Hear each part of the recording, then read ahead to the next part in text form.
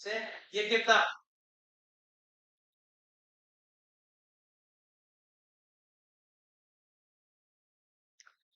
नमस्कार साथियों, स्वागत है आप सभी का आपकी अपनी पाठशाला पर। मैं हूं अंकित अवस्थी। जैसा कि आप सभी को ज्ञात है कि हम लंबे समय से इंडियन पॉलिटी के अंदर धीरे धीरे आगे बढ़ते जा रहे हैं और प्रारूप भी आपको पता है कि हम किस रूप में इंडियन पॉलिटी को पढ़ने वाले हैं। तो जैसा कि आप सबको ज्ञात है कि राजस्थान प्रशासनिक परीक्षाओं की वैकेंसी आ चुकी है। तो प्रशासनिक परीक्षा की जो वैकेंसी आई है, आरएएस की जो वैकेंसी आई है, इसके लिए हमने माधव बैच की घोषणा की है।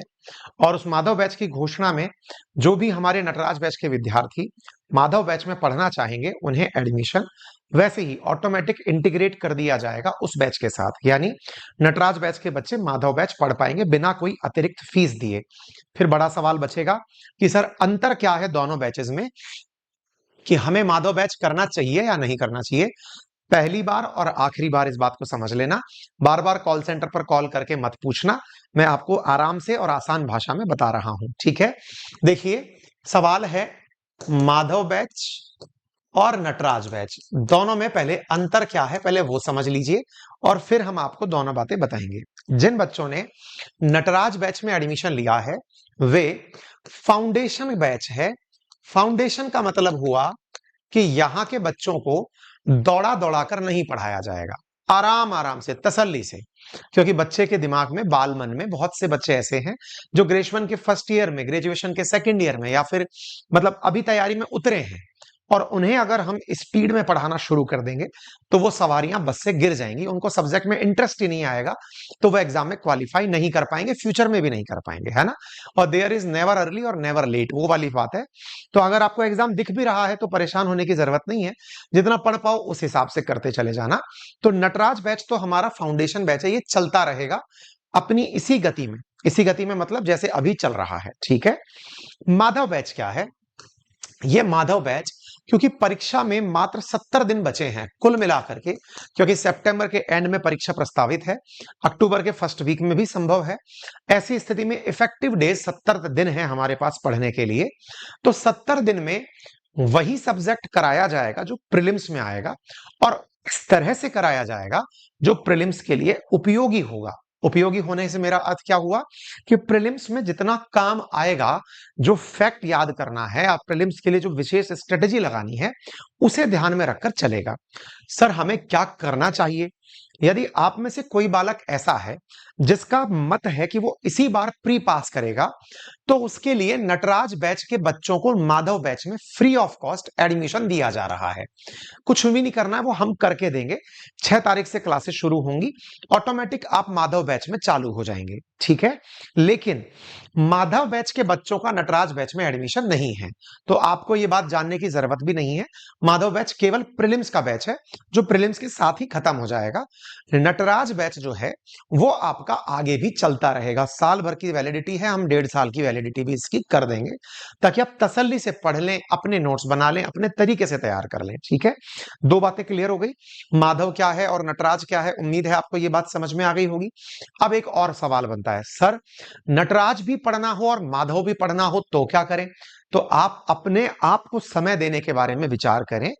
आपके सामने कितने भी बैचेस चलें, आपको कौन सा पढ़ना है यह आपके ऊपर है। नटराज बैच में कोर्स पूरी तरह से कंप्लीट कराया जाएगा, यानी एक एक टाइटल कंप्लीट होगा, लेकिन दौड़ा दौड़ा कर नहीं होगा। जैसे अभी चल रहा है 8-8 घंटे की क्लासेस, ऐसे ही चलेंगी। सर क्या नटराज में प्रीलिम्स का सिलेबस पूरा हो जाएगा? कोशिश तो पूरी है, लेकिन मुसीबत क्या है आप भी समझ सकते हैं। इसमें हिंदी की क्लास भी चल रही है, इसमें इंग्लिश की क्लास भी चल रही है जो मेंस में आएंगी। तो हमारा कंसेप्ट मेंस को ध्यान में रख करके भी है। ऐसी स्थिति में क्या नटराज बैच को, केवल नटराज बैच को पढ़ने से प्रीलिम्स दिया जा सकता है? बिल्कुल दिया जा सकता है, लेकिन जो टारगेटेड हो करके कि मेरा ध्यान केवल प्री पर हो, प्री पर ओरिएंटेड हो, वैसी अप्रोच हो, फैक्ट याद करना हो और टेंशन ना हो, तो माधव बैच है ना। तो नटराज वाले माधव क्यों पढ़े, ये मैंने आप लोगों को बता दिया है, ठीक है ना। उम्मीद है कि आप लोगों को ये बात अच्छे से समझ में आ गई होगी, क्लियर हो गया होगा। यहां तक बात समझ में आ गई हो तो थम्स अप कर दीजिए, ताकि आज के सेशन को आगे चला सके, ठीक है। ऑल क्लियर, सभी डाउट क्लियर है, समझ में आ गया सभी की समस्या, कुछ भी नहीं होनी चाहिए, आगे बढ़ सकते हैं, ठीक है। इस रविवार को टेस्ट है नटराज वालों का। क्या टेस्ट है? जो इस वीक में आपने पढ़ा, इस वीक में आपको मैंने कल ईद के कारण छुट्टी रखी थी। इस वीक में आपके पास में संविधान सभा नामक चैप्टर प्रॉपर तरीके से दिया गया था आपको पढ़ने के लिए, और मैंने कहा था कि इसे आप याद करिएगा, क्वेश्चन पूछे जाएंगे। संविधान सभा का जो कंटेंट मैंने आपको दिया है, मेजॉरिटी क्वेश्चन इस बार के टेस्ट में संविधान सभा के उसी कंटेंट से आएंगे। तो प्रिपेयर होकर आइएगा, आप उस कंटेंट को पढ़कर आइएगा। फैक्चुअल डेटा चीजें हैं, याद जितनी बार करोगे, मैं उसे कम से कम 2-3 टेस्टों में और पूछूंगा, आप उसे कितना याद करेंगे उसके ऊपर होगा। ठीक है। एक बालक बोल रहे हैं सर नटराज इकोनॉमिक्स की क्लास बेटा उसमें शुरू हो रही है, माधव बैच में शुरू हो रही है, और जल्दी ही हम नटराज में भी शुरू कर रहे हैं, है ना। हाँ जी प्रीति सर, आप पतले हो गए, थैंक यू सो मच बेटा, है ना। माधव बैच के बाद में बिल्कुल आ जाएंगे शिव कुमार। माधव बैच और नटराज बैच दोनों की वैलिडिटी रहेगी नटराज वालों की। नटराज वालों को बिल्कुल नहीं घबराना है ना, उनके पास दोनों चीजें रहेंगी। ठीक है।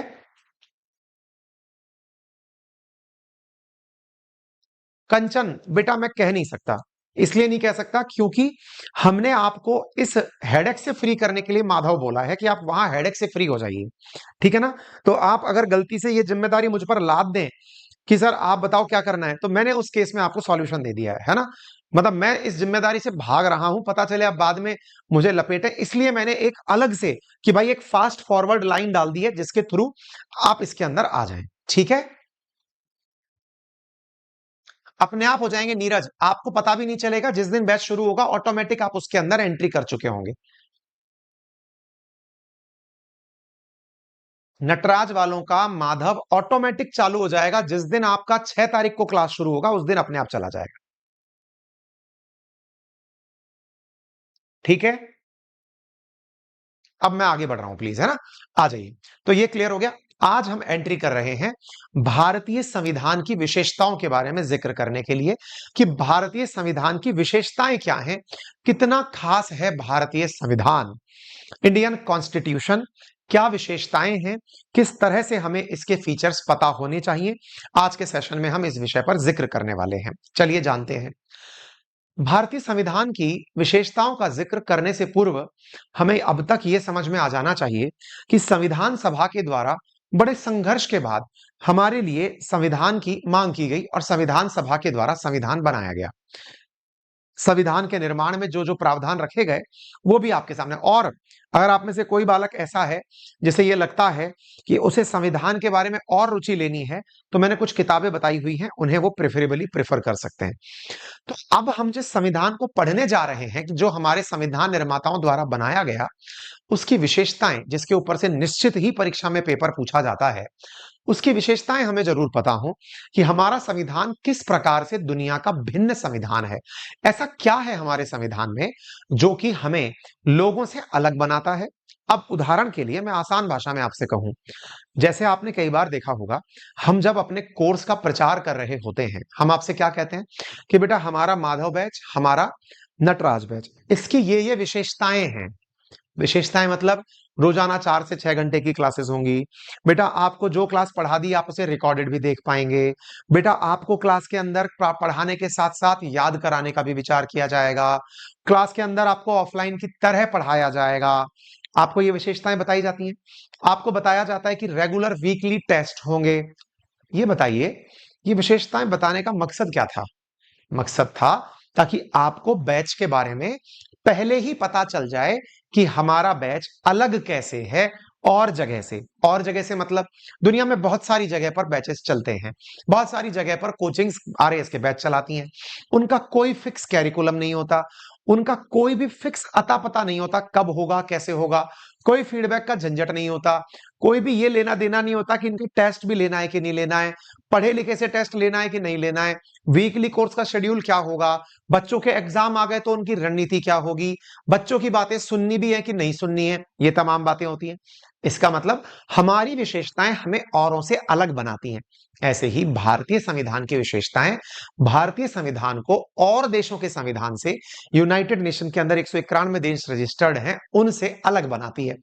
हमारे संविधान को बनाते समय लोगों ने क्या दिमाग में रखा था, जो हमारे संविधान निर्माता थे उन्होंने अपने दिमाग में क्या रखा था। बिल्कुल। अब एक बालक बोल रहा है कि सर संविधान सभा की समितियों के बारे में जिक्र क्यों नहीं हुआ। मैं इसी के साथ साथ उनका जिक्र करूंगा, यानी दो फीचर यहां के चलेंगे और दो फीचर हम संविधान सभा की समितियों के बारे में जिक्र करेंगे, है ना। जो कंटेंट संविधान सभा के चैप्टर का है वहां से लेते चलेंगे, तो आपको विशेषताओं के साथ साथ चीजें रिलेट होती हुई समझ में आने लगेंगी, ठीक है।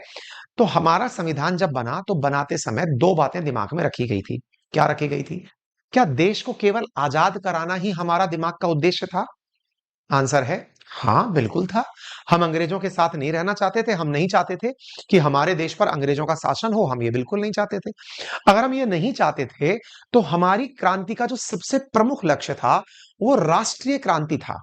मतलब हमने जो इतना संघर्ष किया, हमने अंग्रेजों के सामने जो अपने प्राणों की आहुति देने का प्रयास किया, उसका असल उद्देश्य क्या था कि हम उनके सामने सॉवरेनिटी प्राप्त करना। सॉवरेनिटी का अर्थ मैंने बता दिया था, आप अपने निर्णय लेने वाले खुद होंगे, नंबर एक।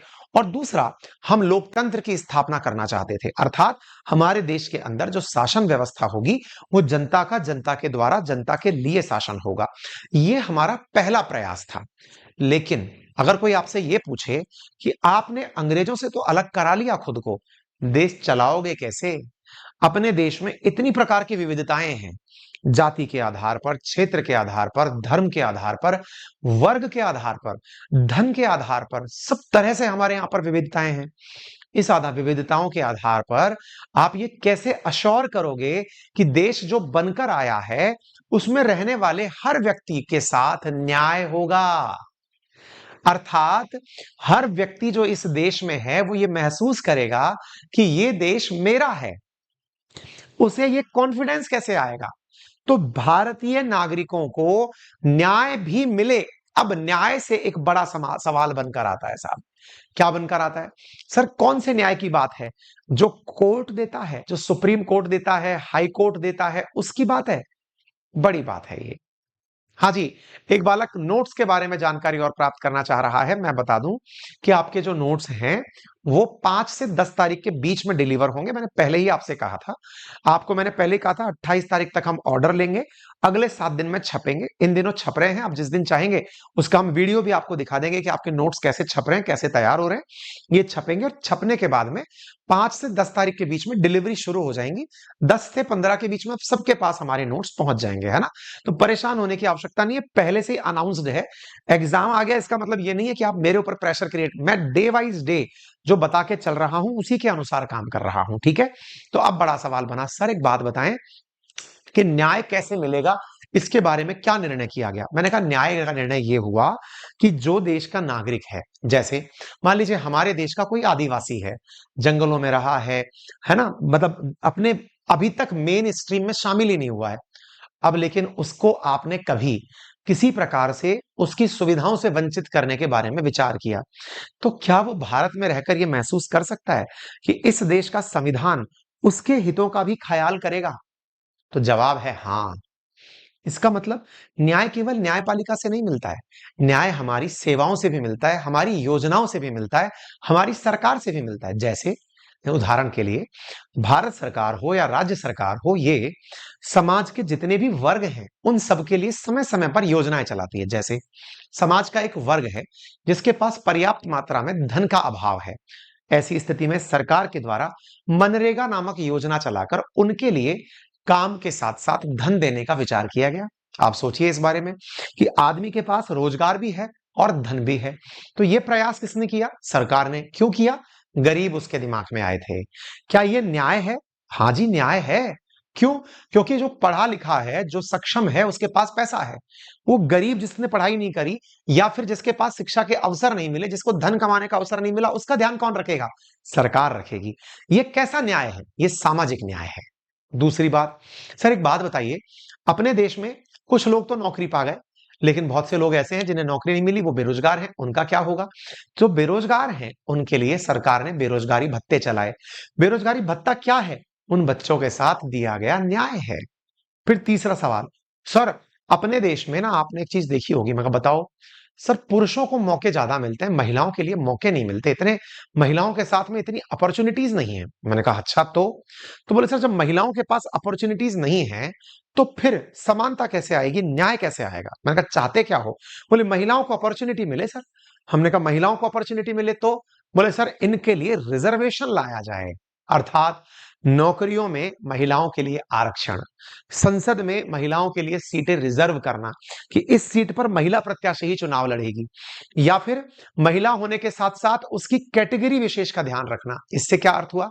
महिलाओं के लिए यानी कि समाज का वो वर्ग जो कि अपने लिंग के आधार पर हाशिए पर है, उसे भी मौका देना। अगेन सामाजिक न्याय है।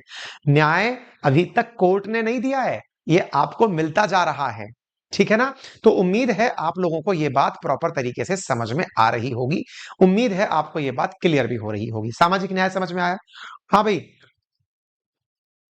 हाँ, खुशी लिख रही है आज हरीश सर की क्लास, बेटा वो अपलोड हो जाएगी, रिकॉर्ड कर रहे हैं वो, कुछ टेक्निकल प्रॉब्लम थी। और इसके साथ साथ है ना, और जो क्या बोलते हैं राजस्थान ज्योग्राफी की क्लास है वो भी रिकॉर्डेड फॉर्मेट में आपको उपलब्ध हो जाएगी। दोनों ही क्लासेस आपको रिकॉर्डेड फॉर्मेट में मिल जाएंगी, है ना, क्योंकि जब कई बार लाइव नहीं हो पाती है तो टीचर उसको रिकॉर्ड करके आपको उपलब्ध करा देता है, ठीक है। हाँ जी। ममता लिख रही है सर सपना मैम की क्लास का नोटिफिकेशन नहीं आता। भाई सपना मैम की क्लास का नोटिफिकेशन, बच्चों की तरफ से हमें सपना मैम की क्लास पर कई तरह के बयान आए थे, कुछ पढ़ना चाहते थे, कुछ नहीं पढ़ना चाहते थे।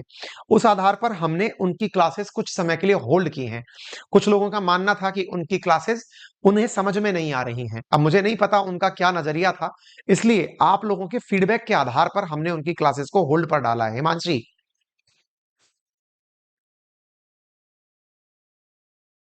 हाँ, इसीलिए आपका जो था, इसीलिए हमने उनकी क्लास को, क्योंकि आपके जो कमेंट्स आ रहे थे उसके आधार पर मैम की क्लास को हमने होल्ड पर डाला है, ठीक है ना? क्लियर है? ठीक है। मैंने आपसे पहले भी कहा था कि आप 7 दिन पढ़ के देखें, आपको समझ में आता है कंटिन्यू करेंगे, नहीं समझ में आता है तो होल्ड पे डालेंगे, ठीक है ना? हाँ, तो हमने रोक दिया है क्लासेस को क्योंकि आपसे पूछा गया था। आर एस मनमोहन व्यास पूछ रहे हैं कुछ स्ट्रेटेजी बताइए। बेटा माधव बैच में बताएंगे, नटराज बैच के अंदर स्ट्रेटेजी डे 1 से बता रखी है ना, सारी चीजें पहले से क्लियर है। आईआर की क्लासेस बिल्कुल मिलेंगी, आईआर भी आने वाले समय में आपको पढ़ाया जाएगा, ठीक है।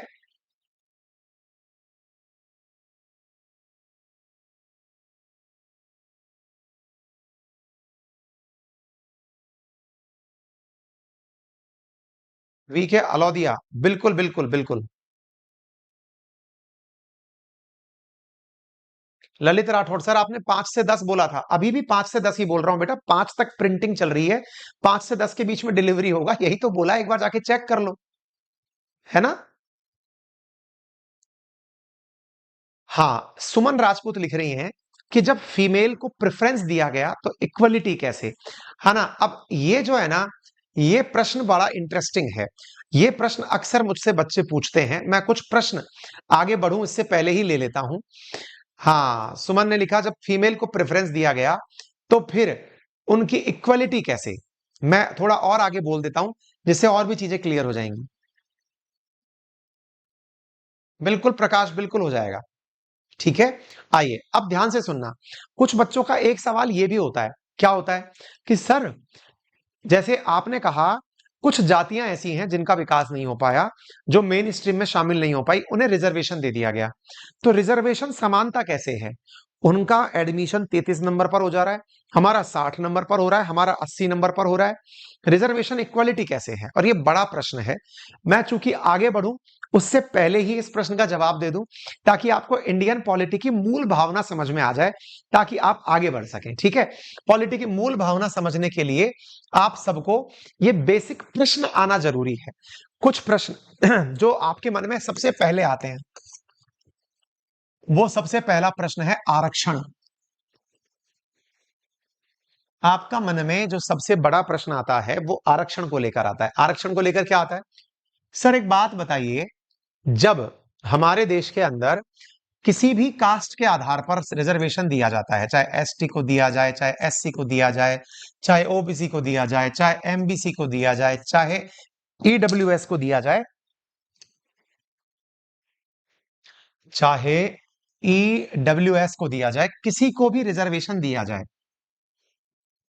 सर किसी भी आधार पर अगर रिजर्वेशन दिया जाए तो सर ये न्यायोचित कैसे है? हमने कहा क्यों? बोले सर एक जनरल कास्ट का बच्चा है, जनरल कास्ट के बच्चे का कट ऑफ मान लीजिए 80 मार्क्स पे गया, और इसका एडमिशन एसटी वाले का मान लीजिए 65 नंबर पर हो गया, एससी वाले का मान लीजिए 63 नंबर पर हो गया, ओबीसी वाले का मान लीजिए 70 पर हो गया, एमबीसी का 70 पर हो गया, ईडब्ल्यूएस का 75 पर हो गया। ये सब बराबर कैसे हुए सर? इक्वालिटी कहां है? ये तो इनइक्वालिटी है ना, ये तो इनइक्वालिटी है ना। और ये तो बड़ा प्रश्न है, और हर बच्चे के दिमाग में आता ही है ये वाला प्रश्न कि सर ये तो इनइक्वालिटी है, इक्वालिटी कहां है? इसका जवाब सुन लीजिए।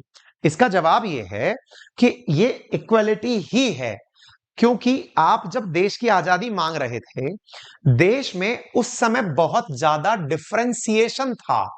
डिफरेंशिएशन किस बात का? कि बहुत सारे समाज के ऐसे वर्ग थे जिनका कोई भी रखवाला नहीं था, जिनकी कोई भी देखरेख करने वाला नहीं था, जिन्हें अगर वो पिछड़ गए तो पिछड़े रहने दिया जाए, ये मत हुआ करता था। तो बोले फिर आपने आजादी देके क्या किया? आजादी देके उन्हें सामाजिक न्याय दिया। वो न्याय कैसा था सर? हमने कहा वो न्याय ऐसा था कि उन्हें एक लेवल पर लाने का प्रयास किया गया। कैसे? हमने कहा संविधान द्वारा। बोले कैसे? हमने कहा उन्हें रिजर्वेशन देकर। सर रिजर्वेशन समानता कैसे? अरे मैंने कहा भाई, जो व्यक्ति अभी तक सब तरह से पिछड़ा हुआ था, वो ना समाज के अंदर बराबरी के साथ बैठ सकता था, ना उठ सकता था, ना आपके साथ चल सकता था, घर में जिसकी एंट्री नहीं थी, नौकरियों में जिसको प्रवेश नहीं था, शिक्षा के बारे में जिसके पास अवेयरनेस नहीं था, जिसके पास संसाधन के अभाव थे, अब अगर सरकारों के द्वारा उसे आरक्षण के माध्यम से परीक्षा की कट ऑफ कम करके उसे मेन में बराबर लाने का प्रयास किया जा रहा है, तो ये इक्वालिटी तो है। बोले मेरे ऊपर से निकल गई ये इक्वालिटी। मैंने कहा चलिए, अगर आपकी ये इक्वालिटी अंदर से निकल गई तो मैं आपको बताता हूं। अनमोल 4 महीने कम है 21 होने में, तो बेटा नहीं दे पाओगे, है ना? अच्छा, तो अब सवाल ये है, ये इक्वालिटी कैसे है सर? तो मैंने कहा देखो बेटा, ये इक्वालिटी कैसे है मैं आपको बताता हूं। मान लो ये एक स्टेडियम है, ये वाला एक स्टेडियम है, इस स्टेडियम के इस पार क्रिकेट मैच चल रहा है, क्रिकेट मैच चल रहा है स्टेडियम के उस पार, और इस क्रिकेटियम के उस पार या दीवार के उस पार मैच को देखने के लिए एक व्यक्ति है। ये जो 6 फीट लंबी दीवार है, वो 6.25 फीट लंबा है। वो क्या करता है? वो व्यक्ति अपनी आंखों से, जो 6.25 फीट लंबा व्यक्ति है, वो अपनी आंखों से बकायदा उस मैच को बहुत अच्छे से देख रहा है। ठीक बात है, उसने बच्चे से आराम से मैच देख लिया, उसे मैच का अंदाजा भी लग गया, बड़ा आनंदित हो रहा है, रोमांचित हो रहा है। लेकिन एक व्यक्ति है जो 5 फीट का है, जो कि 5 फीट का है। 5 फीट वाला व्यक्ति, जिसकी आंखें तो सही हैं, लेकिन दीवार ऊंची होने के कारण दूसरी तरफ देख नहीं पा रहा। बोले सर वो छोटा रह गया तो क्या करें? हमने कहा रुकिए, आपसे उसने समाधान मांगा है तो आप क्या करें? तो समाधान के नाम पर आप उसे सहूलियत दें। सर क्या सहूलियत दे सकते हैं? हमने कहा एक काम करिए, इस व्यक्ति के पास, ये जो 5.25 फीट वाला व्यक्ति था ना, इसके पास एक काम करिए। बोले बताइए। हमने कहा इस व्यक्ति के पास में आप एक स्टैंड लगा दो। ये लगा दिया स्टैंड, कितने का? 1.25 फीट का, और इस पर खड़ा कर दो उसे। अब देख लो, वो बराबर आ गया, वो आराम से इसकी बराबरी में बैठकर मैच देख सकता है। अल्टीमेटली करना क्या था उसको? मैच देखना था। एक तीसरा व्यक्ति आया जो 4 फीट का था। 4 फीट का जो व्यक्ति आया, उस व्यक्ति के साथ तो मुसीबत ये आई कि बेचारा देख ही नहीं पा रहा, वो तो इनकी कमर तक ही रह गया। आपसे उसने कहा भैया मैं मैच नहीं देख पा रहा। रुको भैया, तुम्हारा इलाज करते हैं। बोले क्या इलाज करोगे? हमने कहा लीजिए तुम्हारा एक इलाज करते हैं, तुमको हम यहां से एक सुविधा देते हैं। क्या? लो बेटा, तुम्हारे पास में 2.25 फीट का हमने एक स्टैंड लगा दिया। अब देखो मैच दिख रहा है कि नहीं दिख रहा? बोले दिख रहा है। बच्चों ये जो लगाए गए नीचे ब्रैकेट्स है ना, ये वाले, यही ब्रैकेट्स आपके लिए रिजर्वेशन है। रिजर्वेशन क्या है? तो आंसर है ये जो अतिरिक्त रूप से राज्य द्वारा या देश द्वारा जो दिया गया सहायता है वो रिजर्वेशन है। अब आप सवाल पूछेंगे, सर आपको पता है ये व्यक्ति आराम से इससे पूछ करके भी तो मैच का आनंद ले सकता था। मैंने कहा नहीं बेटा, असल में इस बच्चे से कहा गया था मैच देखोगे तो तुम्हें पैसा मिलेगा, देख करके स्कोर बताओगे तो तुम्हें पैसा मिलेगा। बोले अच्छा, तो जब पैसा देखने के लिए इसको मैच देखने का पैसा मिल रहा था, हाइट इसकी व्यवधान बन रही थी, तो राज्य को क्या चाहिए, वो हाइट बड़ी करे, हाइट बड़ी करे फिर उसका काम देखे। बोले सर इसका रिजर्वेशन से क्या लेना देना है। मैंने कहा चलो बात कर लेते हैं। एक वो व्यक्ति है जिसका समाज, जिसका परिवार, जिसका घर सब पढ़ा लिखा है, उन्हें पढ़ाई का महत्व भी पता है। मेजॉरिटी घर के मेंबर ऐसे हैं जिन्होंने पढ़ाई लिखाई की है, समाज के अंदर वो सब लोग बहुत अच्छे से पढ़ लिख रहे थे, उन्हें प्रॉपर आइडिया था पढ़ाई क्या होती है। उन्होंने इस बच्चे को हमेशा पढ़ाई का महत्व बताया था। यह बच्चा डे वन से जिस दिन जगा था लाइफ में पहली बार, तब से इसने बोलना भी एबीसीडी सीखा था। बोलो बेटा ए, बोलो बेटा बी। एक दूसरा बच्चा है जिसके घर में कोई भी व्यक्ति पढ़ा लिखा नहीं है, वो समाज के उस वर्ग से आता है जहां दूर दूर तक पहली पीढ़ी तक पढ़ाई भी नहीं हुई थी। उसे भी अब आपको जॉब देनी है, क्योंकि जॉब पढ़े लिखे व्यक्ति को मिलती है।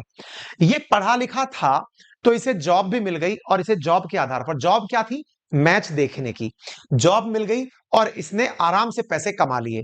यदि इस व्यक्ति को इसकी अनभिज्ञता के कारण पैसा नहीं मिल रहा है तो राज्य की आवश्यकता क्या है, वो इसे योग्य बनाए। योग्य बनाने के लिए क्या करे, या तो परीक्षा के पैमाने गिरा दे या इसके बगल में लाके खड़ा कर दे। तो पैमाने गिरा दिए गए। ये जो आपने 1.25 फीट का बैरियर देखा है, ये इसको एक लिफ्ट दिया गया कि तुम उनके बराबर माने जाओगे। एक बहुत बड़ा प्रश्न फिर दिमाग में आता है, सर लेकिन एक बात बताइए, क्या आपको ऐसा नहीं लगता है ये सब करके भी सरकारों ने कहीं ना कहीं, किसको कैसे मालूम सर, किसी को ये कैसे मालूम कि इतना परसेंट देने पर काम चल जाएगा। ये तो बड़ा वेग है ना सर।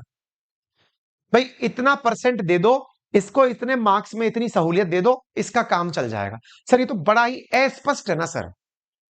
हमने कहा हाँ। और सर ये जब इतना ही अस्पष्ट है तो फिर तो क्या लॉजिक निकला सर, ये तो बिल्कुल ही अस्पष्ट। मैंने कहा एक काम करो, आपके दिमाग में कोई स्पष्ट रणनीति हो तो आप दे दो। आपको लगता हो कि रिजर्वेशन के अलावा कोई अच्छा तरीका हो सकता है तो वो बता दो आप क्या है, जिससे समाज टूटे नहीं, जिससे समाज एकीकृत हो जाए। मेरे प्यारे साथियों, समाज में आज जो व्यवधान आ रहा है, आप और मेरे मन में, जो व्यक्ति के मन में ये विचार आता है कि सर आरक्षण एक बुराई है, क्यों आ रहा है, क्योंकि आरक्षण का लाभ असल में उन लोगों को नहीं मिल रहा है जो आरक्षण के वाकई में हकदार हैं। आपको जो इरिटेशन आती है, जिनको देखकर ये लगता है सर इसके फादर भी आईएएस थे, इसके फादर के फादर भी आईएएस थे, दादा भी आईएएस थे, अब ये भी आईएएस की परीक्षा में रिजर्वेशन ले रहा है सर, तो इसे रिजर्वेशन क्यों दिया जा रहा है। आपको जो दिक्कत है ना, वो उसके इंप्लीमेंटेशन पर है। आपको रिजर्वेशन से प्रॉब्लम नहीं है, उसके रॉन्ग इंप्लीमेंटेशन से है।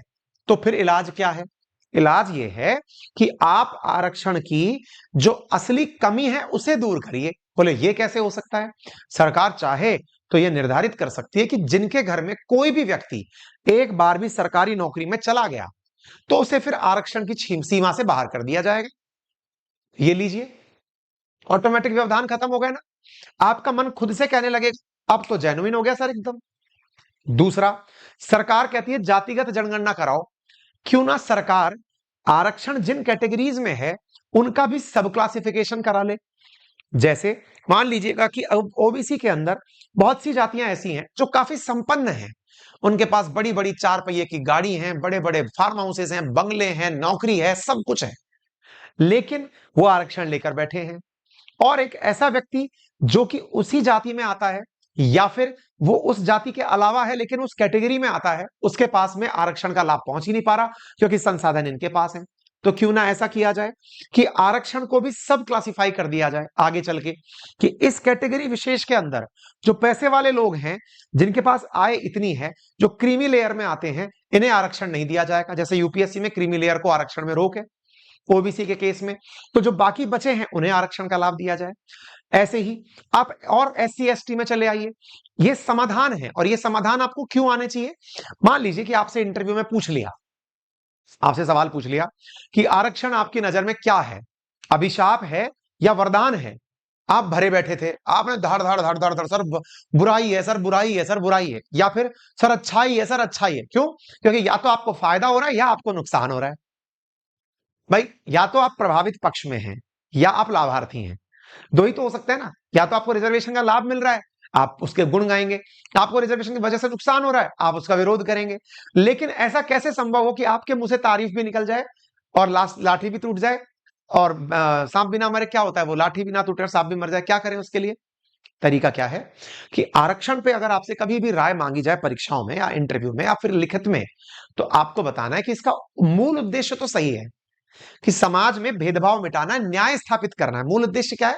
सामाजिक न्याय की स्थापना। न्याय का मतलब यहां पर कोर्ट के द्वारा दिया जाने वाला न्याय नहीं है, यहां पर न्याय सामाजिक न्याय की बात की जा रही है। लेकिन न्याय का इंप्लीमेंटेशन सही नहीं हो पा रहा, तो समाधान दो। समाधान सर बहुत हो सकते हैं, जैसे जैसे ईडब्ल्यूएस कैटेगरी, सामान्य वर्ग में जो इकोनॉमिक वीकर सेक्शन है, उसे आर्थिक क्षमता के आधार पर आरक्षण दिया गया। यह काम हर कैटेगरी में किया जा सकता है, यानी रिवर्स में उन कैटेगरी पर भी लागू किया जा सकता है कि जिनके पास आर्थिक सामर्थ्य अच्छा है उन्हें रिजर्वेशन से बाहर किया जाए। नंबर एक, जिनके पास एक सरकारी नौकरी है या जिनके सालाना आईटीआर 10 लाख रुपए से ऊपर है, उन्हें आरक्षण से बाहर किया जाए। या फिर तीसरी स्थिति, वे कैटेगरीज जो जातिगत आधार पर लंबे समय से नौकरियों में हैं, उन्हें आरक्षण में परसेंटेज कम कर दिया जाए, यानी इसका राइट इंप्लीमेंटेशन किया जाए। क्या आपको मेरी ये बात समझ में आ गई?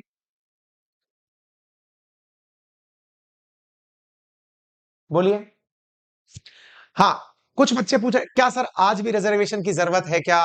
क्या रिजर्वेशन अभी भी? बेटा, देश में, जिस देश में आपने जन्म लिया है ना, यह देश कईयों सालों की दास्ता से पीड़ित रहा है, दशकों की परेशानियों से पीड़ित रहा है। अपने देश में आज भी आप गांव में चले जाइए, गांव देहात में आपको ऐसी जगह आज भी मिल जाएंगी जहां पर जातिगत आधार पर भेदभाव है। और आप शहर में, आप में से जितने भी बच्चे शहरों में रह के पढ़ रहे हैं, वो खुद से विचार करें एक बार। क्या विचार करें कि आपने क्या शहर में कभी नोटिस किया कि आप जिस भी पानी पताशे गोलगप्पे वाले के पास में आप गोलगप्पे खाने गए, आपने पूछा उससे कि भैया अपनी जाति बताओ? या जिसके हाथ से आपने आइसक्रीम पकड़ी उससे आपने उसकी जाति पूछी? या जिस ढाबे पे आपने खाना खाया आपने उसके बारे में पूछा? बस में बैठते हुए जब आप जा रहे थे तो बगल की सवारी किस कास्ट की है, क्या आपने पूछा? नहीं पूछा। यानी जब पढ़ लिख कर लोग शहर की तरफ प्रस्थान किए, तो यही वो आरक्षण था जिसने आपको इतनी समझ दे दी, या वही वो सामाजिक न्याय के तरीके थे जिसने आपको जात पात से दूर कर दिया। गांव में चले जाइए, गांव में बकायदा कैटेगोरिकली कॉलोनियां बनी हुई हैं कि ये इस जाति विशेष की कॉलोनी है, ये इस जाति विशेष की कॉलोनी है, ये इस गांव का बड़ा मोहल्ला है, ये इस गांव का छोटा मोहल्ला है। और कुछ जाति विशेष के लोगों को गांव के बिल्कुल बाहर बसा के रखा जाता है। इसका मतलब क्या हुआ? यानी एजुकेशन, रिजर्वेशन और शहर की तरफ पलायन, ये सब क्रमागत रूप से हो रहा है। ठीक है, तो ये सारी चीजें आप लोगों को थोड़ा सा समझ में आने वाली बातें हैं। हालांकि इसमें आपके मत अलग अलग हो सकते हैं, लेकिन आपको ये समझ में आना बहुत ज्यादा जरूरी है। हाँ, जो भी प्रभावित पक्ष है, मैं आपको अगेन बता दूं, आप में से जितने भी लोगों का रिजर्वेशन की वजह से नुकसान हुआ है, वो इसके विरोधी हैं। जैसे आज मैं जिस रैंक पर, इस पद पर पहुंचा राजकीय सेवा में, अगर मैं रिजर्व कैटेगरी में होता तो शायद मैं अपनी पसंद की डिस्ट्रिक्ट में बेहतरीन पोजीशन पर होता।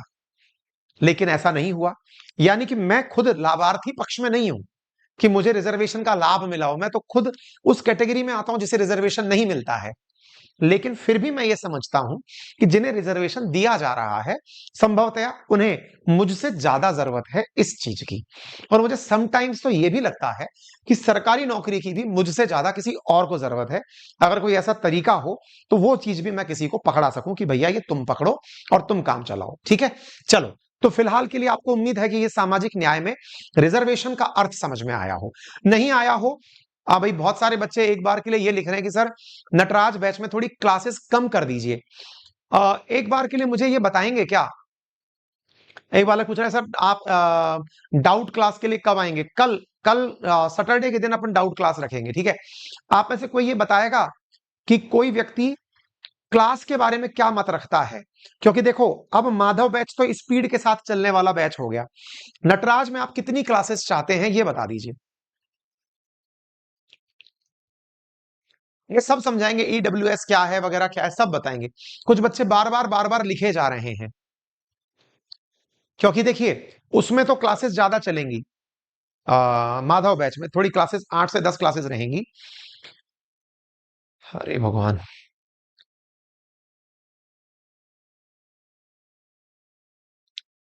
नटराज बैच के अंदर कितनी क्लासेस आप चाहते हैं, एक बार के लिए बताइए।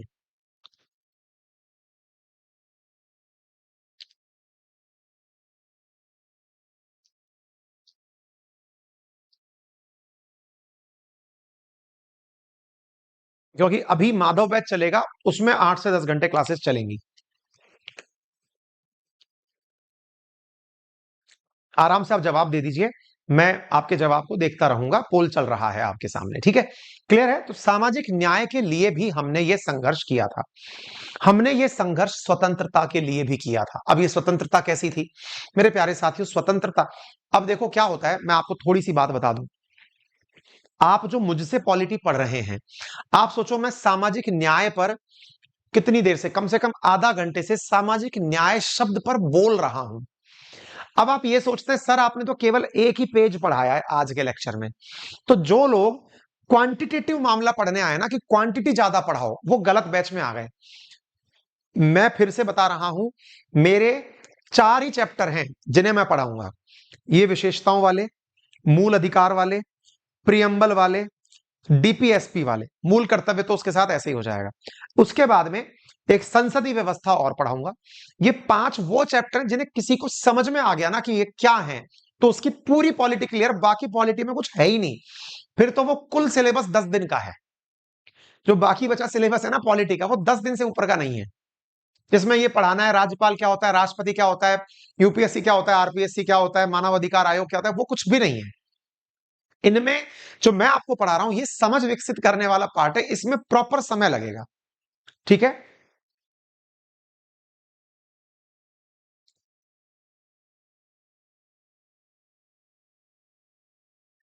देखिए, अभी जो मेरे पास में पोल का रिजल्ट चल रहा है, उस रिजल्ट में 4 घंटे की 18% बच्चे डिमांड कर रहे हैं, 6 घंटे की 46% बच्चे डिमांड कर रहे हैं, और 8% बच्चे मतलब 8 घंटे की क्लास 35% बच्चे डिमांड कर रहे हैं, ठीक है?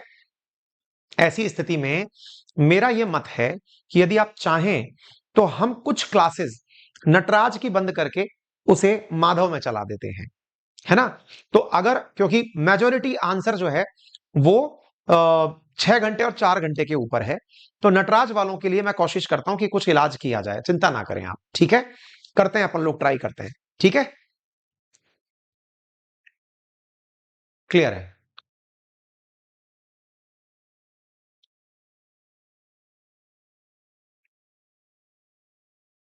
चलिए करते हैं कुछ ना कुछ। 6 घंटे की जो हमने पहले भी 4 से 6 ही अनाउंस किया था, करते हैं, क्योंकि माधव में हमें ज्यादा जरूरत भी है। आइए कर लेंगे, अब फिलहाल के लिए आइए,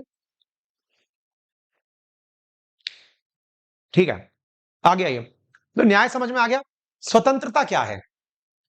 मैं कहीं भी जाऊं मुझसे कोई नहीं पूछे, मैं किसी भी देश में रहूं मुझे कोई नहीं, ये स्वतंत्रता नहीं है। स्वतंत्रता है अभिव्यक्ति की, स्वतंत्रता है विचारों की, स्वतंत्रता है मूवमेंट की, है? ये क्या होता है? ये भी कोई स्वतंत्रता होती है क्या? जी हाँ। आज आपको अपनी कोई बात रखनी है और आपको अपनी बात रखने में डर लग रहा है, इसका मतलब आप बंदिश में हैं। आज देश में जिस प्रकार का माहौल पक्ष या विपक्ष के मध्य चल रहा है, अपोजिशन कहता है कि सरकार के जो वर्तमान सरकार चल रही है, अगर आपने इसके सामने कुछ बोल दिया, आपके अकाउंट हैक हो जाएंगे, बंद कर दिए जाएंगे, बोलने नहीं दिया जाएगा, जेल में डाल दिया जाएगा, देशद्रोह कानून लगा दिया जाएगा। ये जो बातें हैं ना, जिससे आपके मन में यह भय पैदा किया जा रहा है। कौन सा भय? कि आपकी स्वतंत्रता खतरे में है। कौन सी स्वतंत्रता? मेरे को तो किसी ने नहीं पकड़ा, मेरे हाथ तो खाली हैं। नहीं साहब, आपकी अभिव्यक्ति की स्वतंत्रता, आपकी जो अभिव्यक्ति की स्वतंत्रता है, अगर वो खतरे में है तो अगेन आपकी आजादी खतरे में। इसीलिए तो आपने कई बार सुना होगा डेमोक्रेसी खतरे में है। आपने राहुल गांधी जी को अमेरिका में बोलते सुना होगा, भारत में डेमोक्रेसी खतरे में है, वेस्टर्न वर्ल्ड कुछ बोलता क्यों नहीं है? कौन सी डेमोक्रेसी? अरे अभिव्यक्ति की आजादी भी डेमोक्रेसी का एक अभिन्न अंग है। हमने इसके लिए संघर्ष लगा है। तो संघर्ष किया है, जी हां। भारत में संघर्ष हुए हैं पत्रकारों को अपनी बातें लिखने के लिए। वर्नाकुलर प्रेस एक्ट जैसे, लॉर्ड रिपन, लॉर्ड लिटन, इन्होंने बहुत कुछ काम किए हैं। हम लोगों के अखबार आने से पहले सेंसर होते थे। आज जैसे फिल्म आने से पहले चेक होती है कि इसमें कुछ गलत तो नहीं है, ऐसे ही पहले अखबार आप तक आने से पहले वहां के कलेक्टर के पास जाया करता था चेक होने के लिए कि इसमें ऐसा कुछ तो नहीं लिख दिया है जो जनता को भड़का दे। आज क्या होता है? अखबार सब कुछ लिखने के लिए आजाद है। यह स्वतंत्रता है। क्या आप मेरी बात समझ पा रहे हैं? तो हमने अपनी आजादी में क्या मांगा? राष्ट्रीय क्रांति में मांगा कि हम अपने राजा खुद हो, नंबर एक। नंबर दूसरा, हमारा अपना अपने लिए, अपनों के लिए शासन हो। और तीसरा, सामाजिक क्रांति के माध्यम से हमने न्याय मांगा, स्वतंत्रता मांगी और समानता मांगी। समानता कैसी? पहले क्या हुआ करता था? पहले अंग्रेजों के काल में अगर आप पैसे वाले हैं, आप अंग्रेजों की नजर में ए कैटेगरी इंसान है, तो आपको वोट देने का अधिकार है। ए कैटेगरी इंसान, जी हां। पहले आय के आधार पर वोट देने का अधिकार हुआ करता था, और आज उम्र के आधार पर। आप 18 साल के हैं, फिर चाहे आप बिल्कुल सरकार पर आश्रित व्यक्ति हैं या फिर आप अंबानी ही क्यों ना हो, 18 साल के आप हैं तो आपको वोट देने का अधिकार है। ये समानता देता है आपको आपका देश। अर्थात आपको समानता के आधार पर, केवल वोट देने पर समानता समझ में आती है क्या सर? अरे नहीं भाई। आप अगर राष्ट्रपति भवन जाना चाहते हैं, आप अंबानी हैं तो भी उसी तरह से जाएंगे, और आप एकदम खकपति हैं, कुछ नहीं है, तो भी आप वैसे ही जाएंगे। समानता देता है। पैसे के आधार पर विभेद नहीं है, समानता है। लिंग के आधार पर, क्षेत्र के आधार पर, जाति के आधार पर, इन सभी आधार पर आपको समानता दी है। इन सब के लिए हमने संघर्ष किया। यदि हमारा संघर्ष केवल राष्ट्रीय क्रांति तक होता तो हमारे हाल पाकिस्तान जैसे हो जाते, क्योंकि उन्हें असल में पता ही नहीं था कि उनके देश में सामाजिक क्रांति का क्या महत्व है। आज पाकिस्तान में जो आप मुसीबतें देख रहे हैं, उसके पीछे का असली वजह क्या है? वहां पता चल जा रहा है, कभी कोई भी किसी को मार दे रहा है, कुछ हो जा रहा है, धर्म के नाम पर लड़ाइयां हो रही है, कुछ भी हो रहा है। क्यों हो रहा है? उन्हें असल में यही नहीं पता था कि देश देश आजाद तो कर लिया, अंग्रेज तो भगा दिए, व्हाट नेक्स्ट?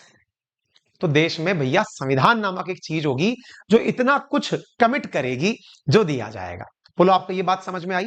तो ये सारी बातें नेशनल रेवोल्यूशन, सोशल रेवोल्यूशन समझ में आ जाना चाहिए। तो सर, हमारे संविधान के अंदर एक बच्चा पूछ रहा है, राघव सर अभिव्यक्ति क्या होती है? आपका एक्सप्रेशन, आपकी बातें, आप बोलने से पहले, अपनी बात लिखने से पहले जो निसंकोच होकर अपनी बात कहते हैं, कहीं भी चौक चौराहे पर खड़े होकर के आप सरकार के खिलाफ नारे लगाते हैं, ये आपकी अभिव्यक्ति है। आप सोशल मीडिया पर जो मन में आता है वैसा लिखते हैं, ये आपकी आजादी है। क्या आजादी हमारे को एब्सोल्यूट मिली है? बिल्कुल नहीं। हमारे पास रीजनेबल रेस्ट्रिक्शन संविधान से ही दिए गए हैं।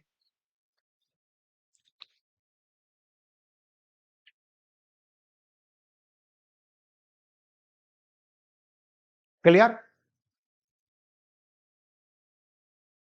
क्लियर?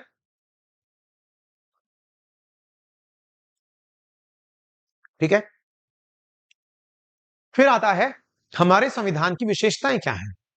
कैसा है हमारा संविधान? जैसे सर, आपने माधव बैच के बारे में बताया, आपने नटराज बैच के बारे में बताया कि हमारे बैच की ये विशेषताएं हैं। हमारे देश के संविधान की क्या विशेषताएं? मैंने कहा अपने देश की संविधान की विशेषता, विश्व का सबसे बड़ा संविधान है। सही है, कोई विशेषता हुई? अरे भाई, दुनिया में आप सबसे ऊंची इमारत देखने दुबई जाते हो, सबसे ऊंचा टावर देखने के लिए आप एफिल टावर जाते हो। आपको नहीं लगता कि सबसे ऊंचा होना, सबसे बड़ा होना, सबसे लंबा होना ये मैटर करता है? सर करता है। तो भाई, सबसे बड़ा संविधान होना ये भी तो मैटर करेगा। दुनिया का सबसे बड़ा संविधान हमारा है, मैटर करता है। दूसरी बात, सबसे बड़ा लिखित संविधान है। सर ये लिखित और अलिखित क्या होता है? मैंने कहा पहले भी बताया था, जो बातें लिखी गई वो बुक फॉर्म के अंदर लिखी गई हैं, उन्हें बिल्कुल कोडिफाई किया गया है, तो वो लिखित है। सर अलिखित का मतलब, मैंने कहा जैसे ब्रिटेन का संविधान है, एक्ट जो है वो अलग अलग फाइलों में है, कंबाइंड नहीं है, एक्ट से ड्रिवन है, तो अलिखित संविधान। सर हम अपनी बात पीएम से क्यों नहीं कर सकते? क्यों नहीं कर सकते? खूब करते हैं, पीएम तो अपनी मन की बात करते ही हैं। आपसे पूछा जाता है, ये पीएम के सोशल मीडिया अकाउंट पर लिखना मना थोड़ी है, आप कुछ भी लिख सकते हैं। ठीक है, क्लियर है? आगे बढ़े, चलिए आगे बढ़ते हैं। तो पहला सबसे लंबा लिखित संविधान।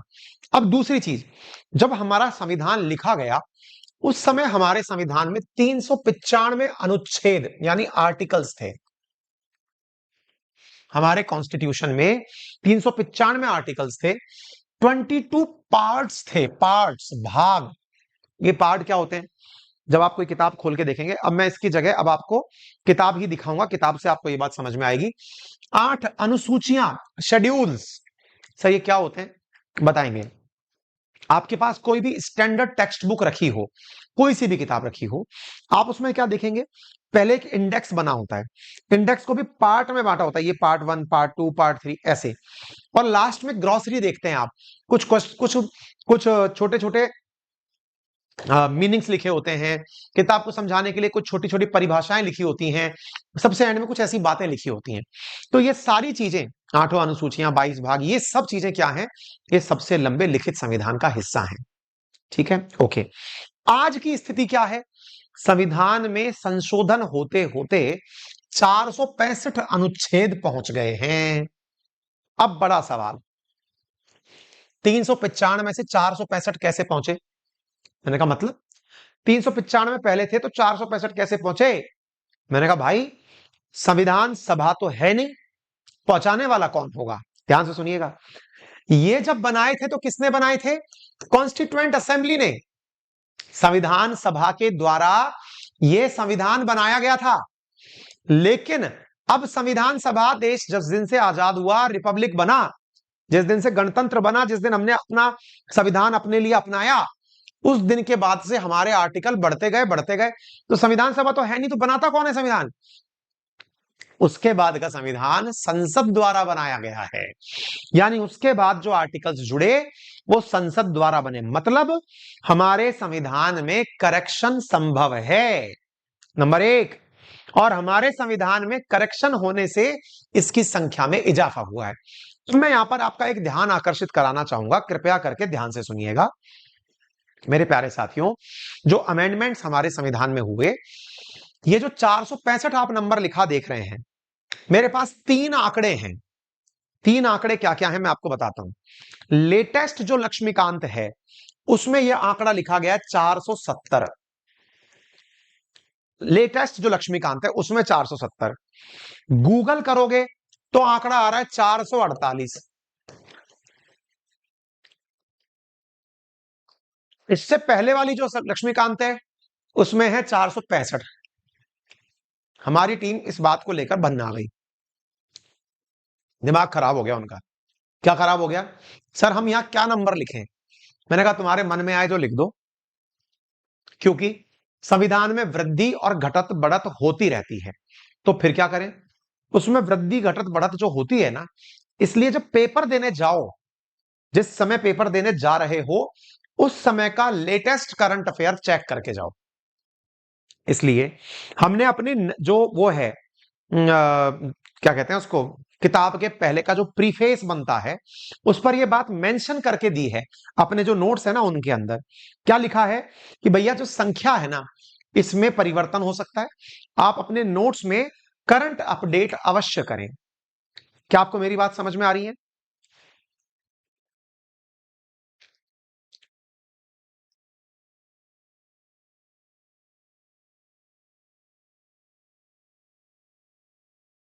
क्लियर है?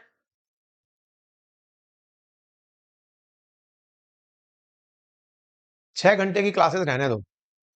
ठीक है, ठीक है।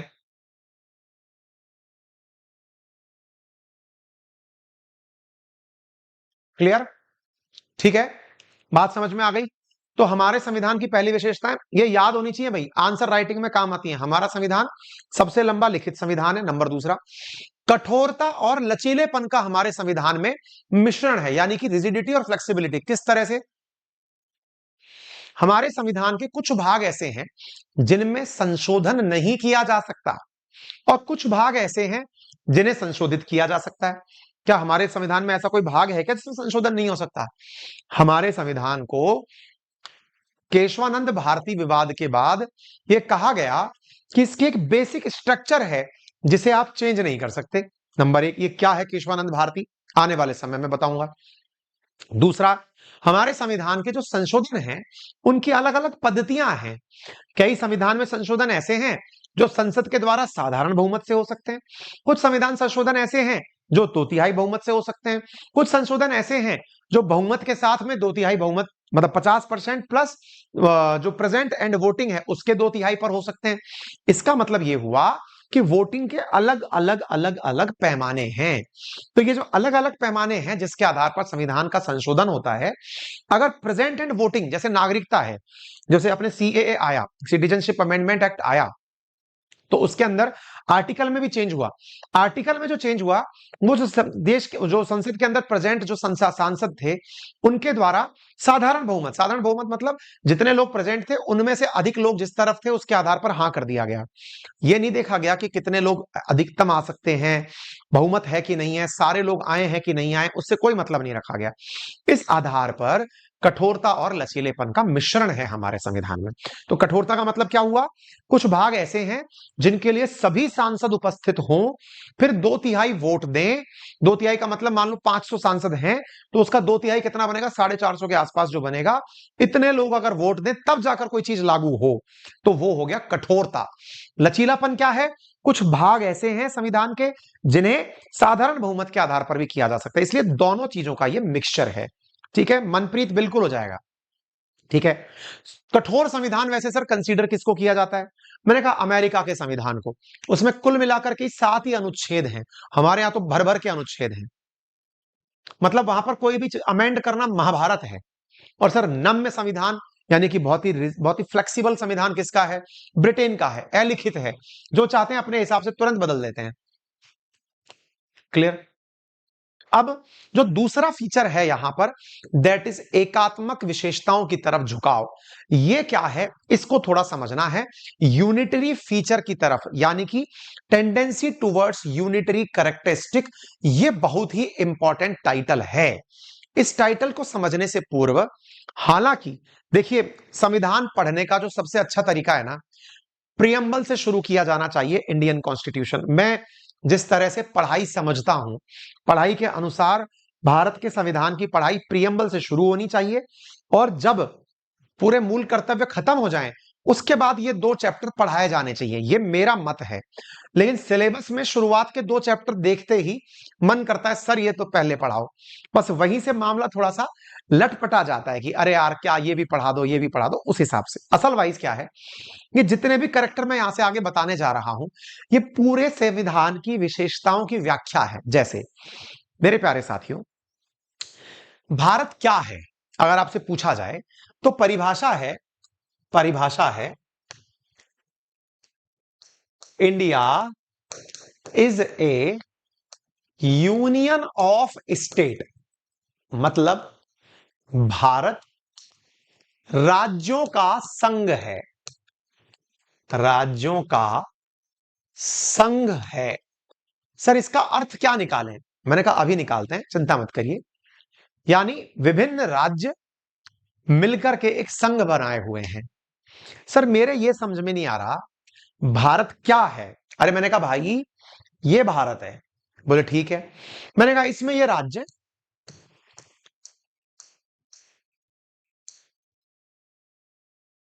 ओके। सर मेरे को अभी भी समझ नहीं आया। अरे मैंने कहा यार ये भारत है और ये राज्य है। मैंने कहा इसका मतलब अभी भी समझ में नहीं आया, मैं क्या करूं? बोले नहीं सर मेरे तो इसलिए समझ नहीं आया, कहना क्या चाहते हो? मैंने कहा मैं कहना यह चाहता हूं कि हम लोग अपने अंदर कितने भी टुकड़े करें, मतलब उत्तर प्रदेश को तोड़कर उत्तराखंड और उत्तर प्रदेश दो राज्य हो गए। बिहार से टूटकर झारखंड बना दिया। मध्य प्रदेश से छूट करके छत्तीसगढ़ बना दिया। आंध्र प्रदेश से तोड़कर तेलंगाना बना दिया। राज्य तो टूट सकते हैं, भारत के संविधान के अनुसार भारत नहीं टूट सकता। जब से भारत बना है टूटा है क्या एक बार भी? कि भाई ये वाला जो है ना, मतलब ये वाला जो हिस्सा है, चलो अब इसको एक अलग राज्य अलग देश बना दो। बताइए कुलदीप, बेटा बता भी दो कौन सी चीज के बारे में। कुछ क्लासेस उनके सेक्शन में ना होकर अन्य जगह दिखा रही हैं। कौन सी क्लास के बारे में कह रहे हो, मैं चेक करवा लूंगा, बता दो। ज्योति, तो संविधान भारत क्या बना, तो मुझे ये बताइए, क्या हमारे राज्य, जैसे मान लो ये उत्तर प्रदेश है, ये एमपी है, ये आंध्र प्रदेश है, ये टूटे थे? जी टूटे थे। क्या हमारे राज्य टूट सकते हैं? यस सर टूट सकते हैं। क्या हमारे राज्य टूट सकते हैं? यस सर हमारे राज्य टूट सकते हैं। अर्थात हमारे राज्य विभाज्य हैं, डिविजिबल हैं। कैसे हैं? डिविजिबल, टूट सकते हैं, विभाज्य हैं, टूट सकते हैं। लेकिन भारत इन सभी राज्यों का एक संघ है। संघ है तो डिविजिबल स्टेट तो हैं, लेकिन अविभाज्य संघ है, नॉन डिविजिबल। मतलब यह हुआ भारत विभाज्य राज्यों का अविभाज्य संघ है। अर्थात हमारे राज्य तो टूट सकते हैं, लेकिन देश नहीं टूट सकता। इसका मतलब यह हुआ सर हमारे यहां पर राज्य से ज्यादा वैल्यू देश की है। हमने कहा हाँ, तो लेकिन सर ये तो सबके पास ही वैलिड है। मैंने कहा जैसे? सर अमेरिका का नाम क्या है? मैंने कहा अमेरिका का नाम है यूनाइटेड स्टेट्स ऑफ अमेरिका। इसका मतलब समझते हो आप? यूनाइटेड स्टेट्स, अमेरिका के 50 राज्य। कितने राज्य? 50। वो मिलकर के 50 राज्य आपस में मिले और मिलकर के क्या बना दिए? अमेरिका बना दिए। 50 राज्य आपस में मिले और मिलकर के क्या बना दिए? अमेरिका बना दिए। अमेरिका कैसे बना? राज्यों के मिलने से बना। भारत कैसे बना? भारत भारत था, फिर हम टुकड़े होते चले गए, नए राज्य बनाते चले गए। यानी भारत और अमेरिका में क्या अंतर है? हमारे राज्य मिलकर के देश नहीं बनाए, हमारा देश है, उसमें राज्य हैं अपनी मर्जी से। हम बनाए जितने बना ले। हमने एक राज्य को खत्म करके यूनियन टेरिटरी बना दिया, हमारी मर्जी। हम किसी राज्य को चाहे तो यूटी यूटी बना सकते हैं, यूटी को चाहे तो राज्य बना सकते हैं। अरुणाचल प्रदेश हुआ, मेघालय हुआ, सब कभी यूटी हुआ करते थे, आज राज्य।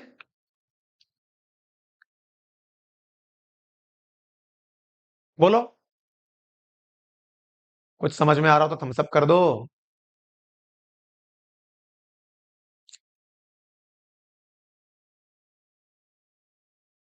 इंग्लिश की 2 क्लासेस अलग डाली हुई हैं और सपना मैम की डेमो में दिखा रहे हैं। कुलदीप क्लियर कर देंगे बेटा, ठीक है? अरे थम्स अप तो कर दो, समझ में आया कि नहीं आया?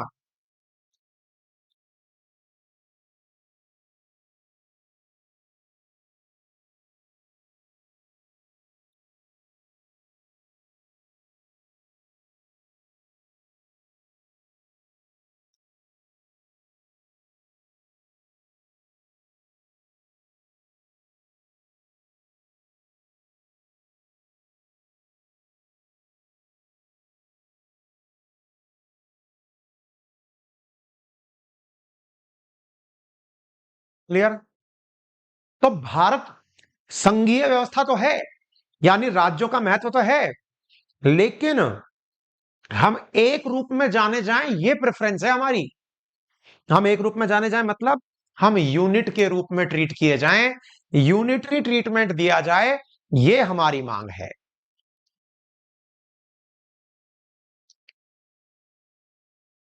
राम तातू को मजा आ गया, प्रज्ञा को मजा आ गया।